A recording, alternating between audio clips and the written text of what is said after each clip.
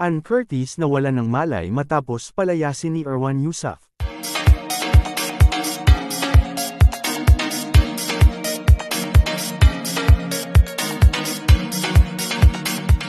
Isang nakakabahalang insidente ang naganap kamakailan nang mawalan ng malay si Ann Curtis matapos siyang palayasin ni Erwan Heussaff mula sa kanilang tahanan. Ayon sa mga ulat, labis na naapektuhan si Ann ng matinding emosyonal na pag-aaway ng mag-asawa. Ahilan upang mag-collapse siya habang palabas ng kanilang bahay. Agad siyang isinugod sa ospital ng mga malalapit na kaibigan na nasa paligid nang mangyari ang insidente. Nag-alala ang mga fans nang kumalat ang balita sa social media, na nagdulot ng malawakang suporta at dasal para sa kanyang kalagayan. Hanggang ngayon, nananatiling tahimik si Erwan tungkol sa pangyayari at wala pang opisyal na pahayag mula sa kanyang kampo. Si Ann naman ay kasalukuyang nagpapahinga at nagpapagaling.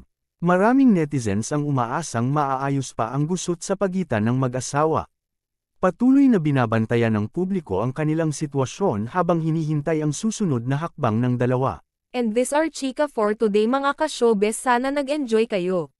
Don't forget to like, share, subscribe and click the notification bell for more updates.